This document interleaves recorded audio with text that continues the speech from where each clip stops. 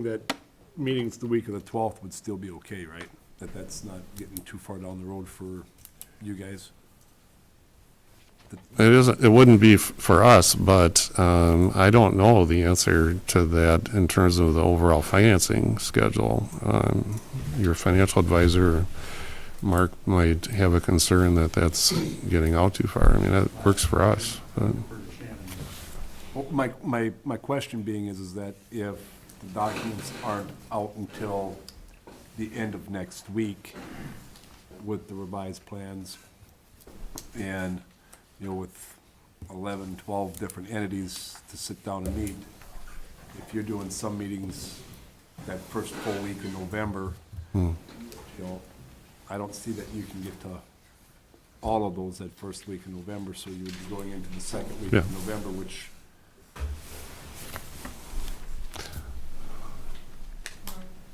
Shannon, stop me if I'm wrong here. At the last bond call meeting, Oppenheimer was working on a revised timeline.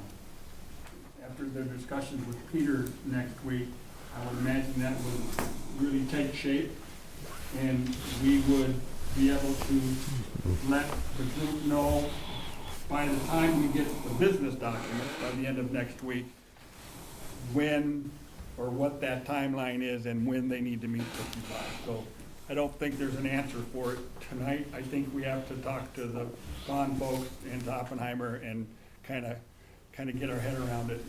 Is that right, Ken? I would agree. I think a timeline can be available, and in every instance, we'll try to accommodate a regular meeting if it's at all possible to do so. Okay. All right, any other questions for Mr. Cooper? Otherwise, thank you very much. Nice to meet you. Thank you. Good to meet you all. All right. Do we have any bills to pay? Yes, I should have the finances in front of you. Last meeting, after approved bills, we had a balance of $30,005.50. If we approve the bills tonight, our balance will be down to $20,062.66. You also should have in front of you the profit loss statement of all the monies in and out, including the outstanding bills we may approve tonight.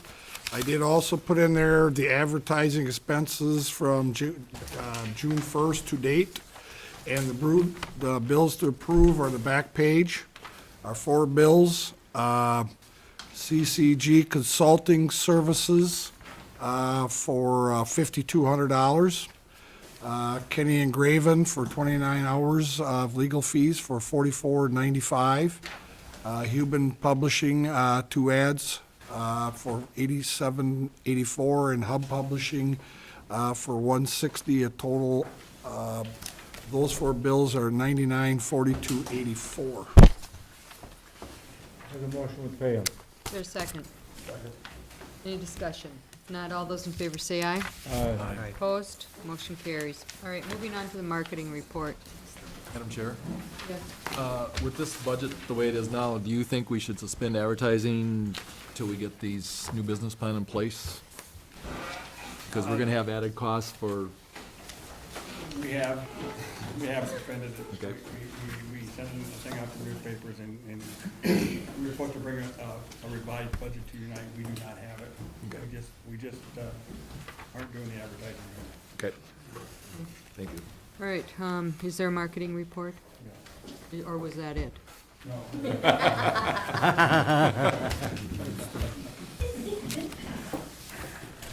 Madam Chair and Joint Powers, the marketing team has consisted of a majority of rural members, and following yesterday's decision for the county to drop out, many of those current members are going to move their efforts to a new task of looking into forming a rural cooperative, and we're going to build a fiber infrastructure.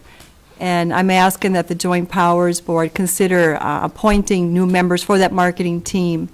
It's my understanding that Al and Jake will be staying on. So, but I do suggest that you appoint new members from each community to work with that marketing team going forward. Thank you. I I just want to add what an incredible job all these marketing folks have done. They've met weekly for more than a year. They've gone to dozens of meetings, they've set up booths, they've manned them, they've hauled stuff, they've licked things, stamped stuff.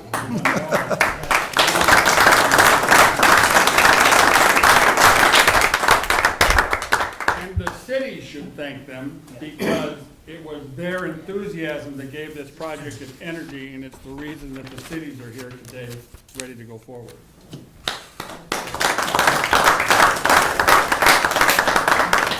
Yes, thank you so much for all of the time and effort that you've put into this effort.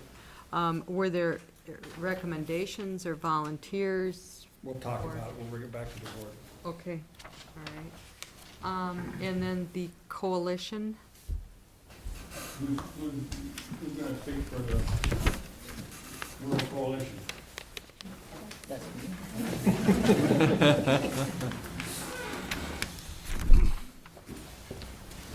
You don't have to say everything you said, don't say. What's that? Everybody took one step back. Okay. I wouldn't know it. We're so new, we don't know what we're calling ourselves yet. My name is Jeff Nielsen, and I do represent a group that has come together in the last 24 hours to look for an alternative way to bring fiber to rural Sibley County and beyond. It's been a pretty interesting 24 hours. I feel I need to offer a disclaimer. I'm here tonight representing that group, and I am a citizen and a taxpayer of Sibley County.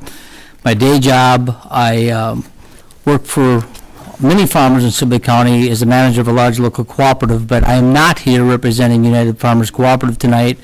I'm here representing that committee. We do feel on that committee that it's a very important part of this has been to bring fiber technology to rural Sibley County and beyond. Our farmers need it, the rural residents need it, and that group has done a tremendous job. I'm here because I have a little bit of knowledge and experience in forming cooperatives, so that's why I'm part of this. As a citizen, I've been a little bit frustrated that even though 16 of 17 townships really wanted to do this, we just couldn't get there. So we'll take the high road and move on. We spent quite a bit of time tonight talking about how we're going to do this, and I'll just, in the interest of time, be very brief. What we anticipate doing is using a Minnesota statute called the 308B cooperative. This is a cooperative, and this is not new to telecommunications, obviously. Rural electric cooperatives, telephone cooperatives, they've been around a long time. So we're moving as fast as we can move to get that cooperative formed. A 308B cooperative is unique in several states in that it allows not only participation by its typically producers, but in this case, subscribers. So the folks that would use this in rural areas would own it. It's not a government entity. It's not going to be looking for any state funding. This will be owned by the people who use it.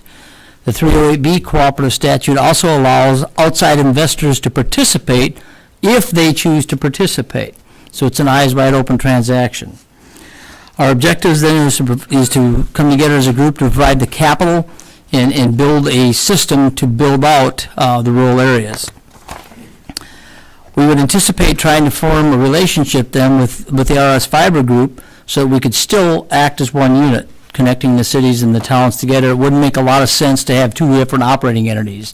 In other words, if there's an operator operating RS Fiber, we would look to form an agreement with them and operate that together, so you don't have two service technicians, two management teams, et cetera, et cetera.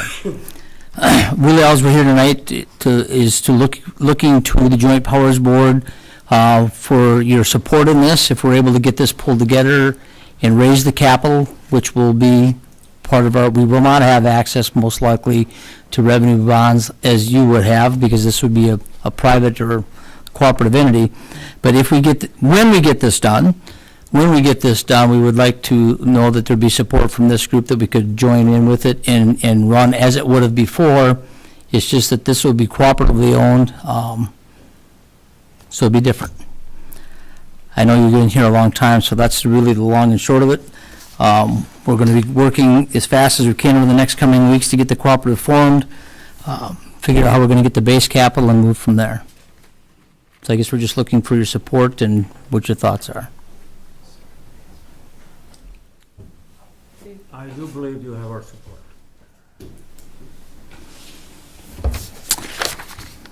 Mark. I got an email this afternoon from Mildred Hedblum, Global Relations with, she's with HBC. And we talked yesterday about things that were happening, and we kind of knew there might be a rural coalition forming, and she said I could read this to the board. I want to report to you that we had a good discussion with the leadership team today at HBC about the developments in the project. And it appears to us as if the withdrawal of Sibley County at this juncture on balance strengthens the projects for the cities in Renville County. Additionally, if the agricultural cooperative does take on leadership and investment in formation of a rural telco, it should be a sound basis for rural fiber as a business. From our perspective, we are fully behind the intention to move forward on a restructured basis, and we are ready to participate in assisting in the discussion of a possible formation of a rural telco cooperative. They think it's great, and they're offering their help.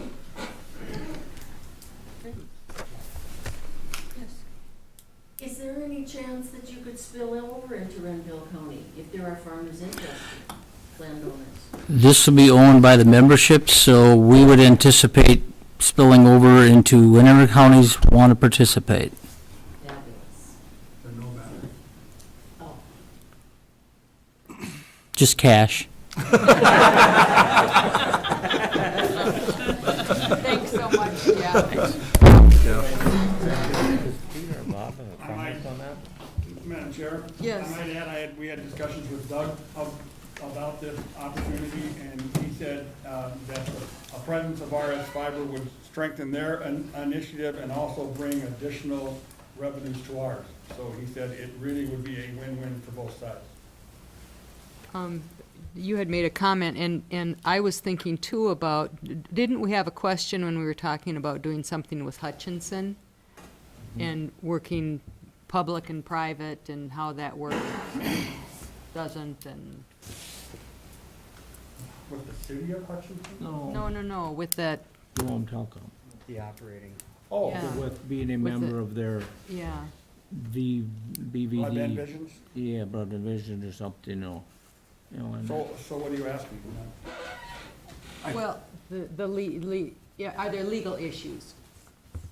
For us to do this? No, none at all. With the cooperative, what's Bob and Peter's take on it? because, correct me if I'm wrong, but public entity or governments can't run Right. cooperatives. So how can we be part of a co-op? They would become customers of RS Fiber. That's the difference. Chair, Completely separate. Yes, Bob? if I may use my prerogative and answer the easy question, not the hard one. The easy question is a showing of support for what you've heard appropriate or not impermissible? And the answer is certainly yes. What you heard, should you want to support it, and I think there's a general consensus that you do, that's perfectly fine. Are there details in a relationship between a cooperative and this entity if it moves forward? Yes, there are details.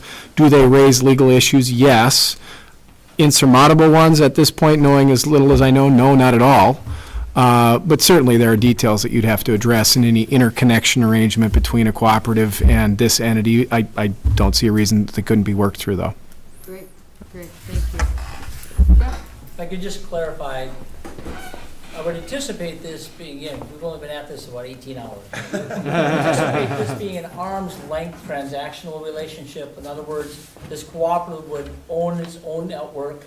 It would be owned by them. We would simply engage RS Fiber, if that is the name, under a management contract. We'd pay them so much per hookup to run it. So there would be no shared balance sheet, there'd be no shared governance. So I would anticipate it'd be fairly straightforward. Okay. All right, I think we're at the end, almost at the end of the agenda. Next meeting, November 8th. Does that work for people? 7 o'clock? We're gonna make it work. Okay. Do we need to do a motion? Okay, could we have a motion to adjourn? Second. Who moved? I make the motion, we adjourn. Thank you, we are adjourned. Thank you.